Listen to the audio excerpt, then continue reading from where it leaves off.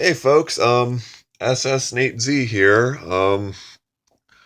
So today I realized slash learned that the CBS All Access thingy lets you watch the network live. So instead of waiting 24 agonizing hours, I watched the first non-pilot episode of Supergirl, Stronger Together. And holy crap, you guys. Okay, first, I want to preface this with I realize my vlog on the pilot came off a lot harsher than I meant it to.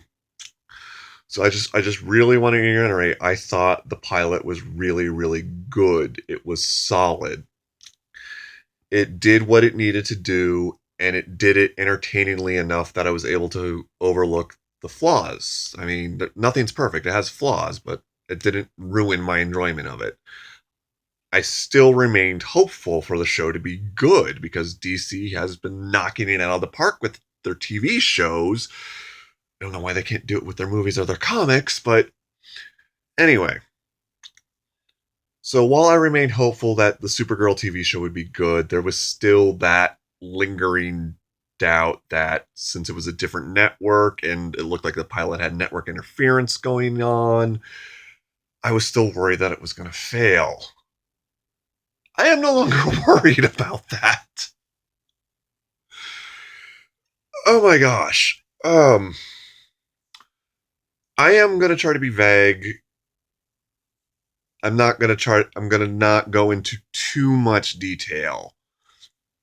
But there are gonna be spoilers. There's just no way to avoid it because that's everything I want to talk about is a spoiler of some degree. But oh god, this episode was amazing. And again, first of all, I just want to stress that Melissa, and I will have learned to pronounce her last name at some point. It's only fair. But just the best way to describe it, her joy is contagious. Either she's an absolutely amazing actress, or you can just tell in her performance she's having the time of her life in this role. Because it looks like Kara is having the time of her life in the scenes where it's supposed to look like that. But when she's upset, she's upset. When she's insecure, you can see it on her face. And it's just, she is a joy. She's wonderful. She was born for this role. She was born for it. I love her. Not in a creepy stalkerish way, oh god. But yes, they could not have found. I admit, when I first saw pictures, I was miffed she wasn't blonde, but I no longer care about that at all. But the entire cast is fantastic. The woman who plays Alex, the sister, I believe that they are sisters. James Olsen and Wynn, they're fantastic. They play off each other well. They play off of Kara well. And again, this episode highlights the cast so perfectly. They just okay. So again, I'm going to try to be vague, but the setup here is Supergirl has been public for a week, and she's being trained by the DEO, the government organization that was introduced in the pilot. And she's being trained and she's learning how to be a hero, but she's screwing up because she's new at this. And there's a incident on the harbor that goes awry, and everybody starts turning on her, basically like J. Jonah Jameson does to Spider-Man, threat or menace. And again, you can see it on her face. She's brokenhearted. She doesn't know what to do. There's a few, she mentions giving up a few times, but it's a normal situation anyone like that would do. And they don't dwell on it. And again, this is where I want to highlight the cast. She gets advice from every other major member of the cast. Well, advice is used loosely here in the terms of Cat Grant, because Cat Grant rips Supergirl a new one, again, a la J. Jonah Jameson. But Supergirl, Kara, takes that to heart, takes the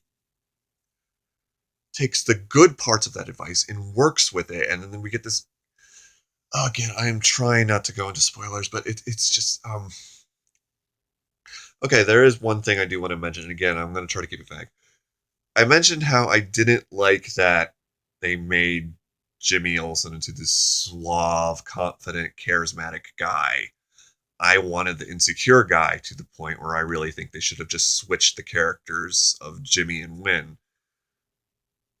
We got to see some of the Jimmy Olsen insecurity that I missed. And it was really well done. There's just this great scene between him and Kara, and it's wonderful.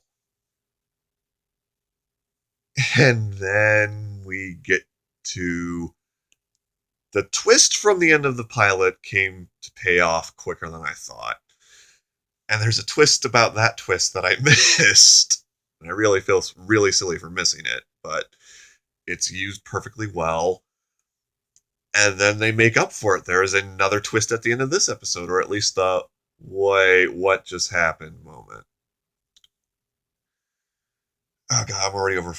I'm quickly approaching 10 minutes. But I can't. I just. This took everything that was good about the pilot and didn't crank it to 11, it cranked it to 15. This is everything I wanted from the show and more. This, I don't want to say it was perfect, but it's probably as close to perfect as something like this can get. It was just, oh god, I'm realize I'm just gushing at this point, but I don't want to go into specifics. I don't want to spoil it for people.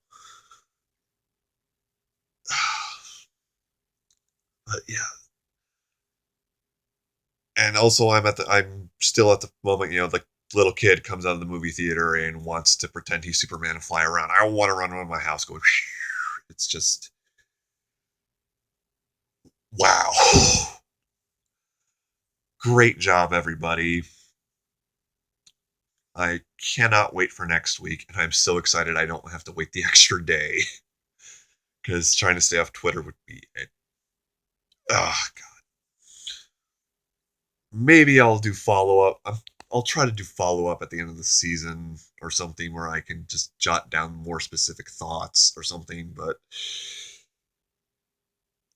again, I can't stress enough how wonderful this episode was, how badass it was. And I'm over 8 minutes. I'm gonna call it here.